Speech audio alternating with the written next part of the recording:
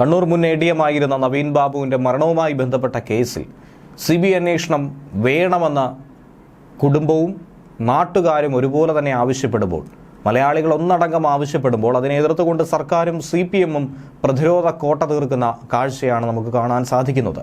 ഇതിൽ മഞ്ജുഷ ഹൈക്കോടതിയിൽ സമർപ്പിച്ച ഹർജിയിലുള്ള വിധി തിങ്കളാഴ്ച ദിവസം പുറത്തു വരികയാണ്. ജനുവരി 6-ാം തീയതി രാവിലെ 10:15 ജസ്റ്റിസ് കൗസർ എടപ്പകത്താണ് ഈ ഉത്തരവ് പറയുക.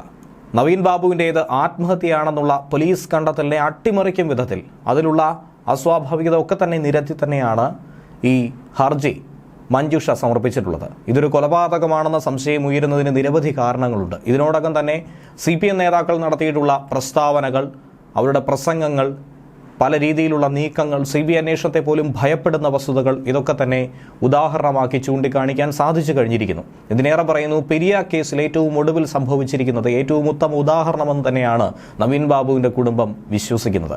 പോലീസോ ക്രൈംബ്രാഞ്ചോ അന്വേഷിച്ചു കഴിഞ്ഞാൽ യഥാർത്ഥ പ്രതികൾ ഒരു കാലത്തും നിയമത്തിന് മുന്നിൽ എത്തുകയില്ല. അവർക്കൊക്കെ തന്നെ രക്ഷപ്പെടാനുള്ള പഴുത് കണ്ടെത്തുകയായിരിക്കും ഇവർ ചെയ്യുക. എന്തായിരുന്നാലും സംശയമുണ്ടെന്ന വാദത്തിൽ ഉറച്ചു നിൽക്കുന്നു നവീൻ ബാബുവിൻ്റെ കുടുംബം. നവീൻ ബാബു ജീവനൊടുക്കാൻ ഒരു തരത്തിലും സാധ്യതയില്ല. മൃതദേഹത്തിൽ കണ്ട രക്തക്കറ അടക്കമുള്ള കാര്യങ്ങൾ കൊലപാതകമാണെന്നുള്ള സംശയം ഇരട്ടിയായി ബലപ്പെടുത്തുകയാണ്.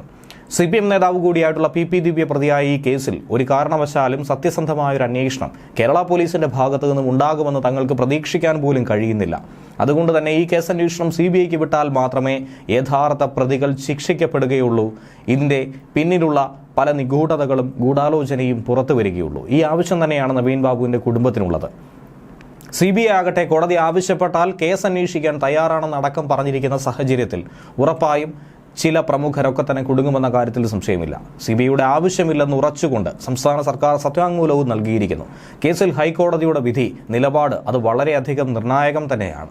അതോടൊപ്പം തന്നെ പറയേണ്ട മറ്റൊരു വിഷയം, ADM നവീൻ ബാബുവിൻ്റെ മരണത്തിലെ തെളിവുകൾ സംരക്ഷിക്കണമെന്ന് കുടുംബം നേരത്തെ ഒരു ഹർജി സമർപ്പിച്ചത് കണ്ണൂർ 1-ാം ക്ലാസ് മജിസ്ട്രേറ്റ് കോടതി തീർപ്പാക്കിയതും പുറത്തു വന്നിരുന്നു. ഈ തെളിവുകൾ കൃത്യമായി അതുപോലെ തന്നെ നിലനിർത്തിയാൽ മാത്രമേ CBI അന്വേഷണം വരുമ്പോൾ യഥാർത്ഥ പ്രതികളിലേക്ക് എത്തിച്ചേരാനായി സാധിക്കുകയുള്ളൂ. നവീൻ ബാബുവിൻ്റെ കുടുംബം പറഞ്ഞതൊക്കെ തന്നെ നിലവിൽ ചെയ്യുന്നുണ്ടെന്നാണ് കോടതിയിൽ അന്വേഷണ സംഘം സമർപ്പിച്ച റിപ്പോർട്ട് പരിഗണിച്ച് മറുപടി നൽകിയിരിക്കുന്നത്. കേസുമായി ബന്ധപ്പെട്ട തെളിവുകൾ ശേഖരിച്ചു വരികയാണെന്നാണ് പോലീസിന്റെ റിപ്പോർട്ട്. ഇത് പരിഗണിച്ചുകൊണ്ടാണ് നവീൻ ബാബുവിന്റെ ഭാര്യ സമർപ്പിച്ച ഹർജി കോടതി തീർപ്പാക്കിയത്.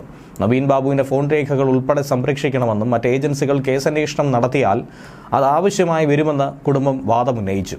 ഇത് പരിഗണിച്ചുകൊണ്ടാണ് ഡിജിറ്റൽ തെളിവുകൾ ഒന്നും തന്നെ നഷ്ടമാകാതെ ശേഖരിക്കാനായി കോടതി ഉത്തരവിട്ടത്. നവീൻ ബാബു മുനീശ്വരൻ കോവിലിന്റെ മുന്നിൽ ഔദ്യോഗിക വാഹനത്തിൽ ഇറങ്ങിയതും ഫോൺ ശബ്ദ സന്ദേശങ്ങളും കണ്ണൂർ ജില്ലാ കളക്ടർ അരുൺ K. വിജയൻ, കേസിലെ പ്രതിയായിട്ടുള്ള മുൻ ജില്ലാ പഞ്ചായത്ത് പ്രസിഡന്റ് കൂടിയായിട്ടുള്ള PP ദിവ്യ, ഇവരുടെ ഒക്കെ തന്നെ ഫോൺ വിശദാംശങ്ങളും സംരക്ഷിക്കണമെന്നാണ് ഭാര്യ മഞ്ജുഷ അഭിഭാഷകൻ മുഖേന ഹർജിയിലൂടെ ആവശ്യപ്പെട്ടത്. നേരത്തെ പ്രത്യേക അന്വേഷണ സംഘം നവീൻ ബാബുവിൻ്റെ മരണവുമായി ബന്ധപ്പെട്ട കേസ് അന്വേഷണം നടത്തുന്നത് ശരിയായ ദിശയിലല്ല എന്ന് ആരോപിച്ചിരുന്നു. ഹൈക്കോടതിയിൽ ഇത് കൃത്യമായി തന്നെ പറഞ്ഞിരുന്നു.